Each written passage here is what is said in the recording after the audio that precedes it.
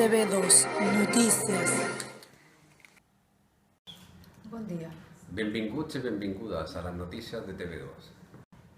Comencem les notícies parlant del soterrament de Montcada, ja que per fi s'han acabat les obres.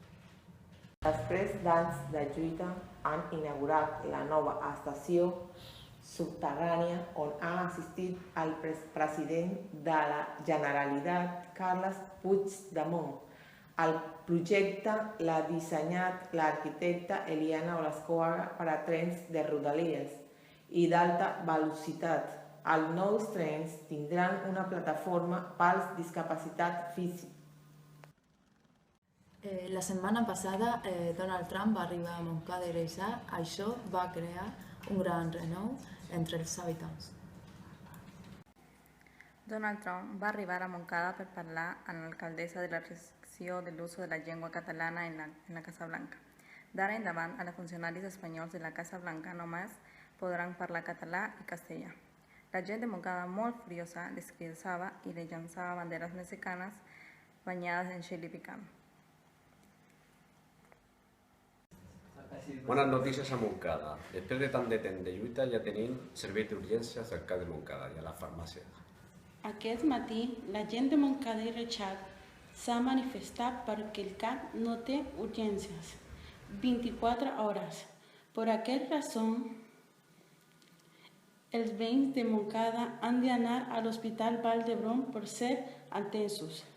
També s'han manifestat perquè no hi ha farmàcies en horaris nocturns i han d'anar a altres pobles propers. I això està causant malestar als veïns.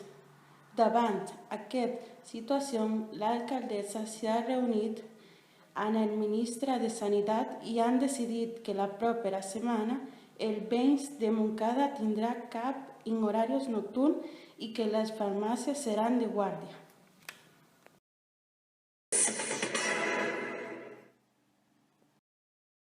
Bon dia.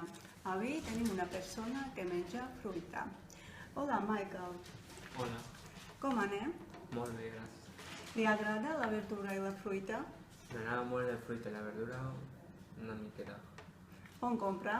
En el Mercadona i en el Punt. Sap de la pujada de la preu? No sabia gaire. Deixarà de consumir-la? No deixaré de consumir-la perquè és molt saludable. Quina reflexió pots aportar?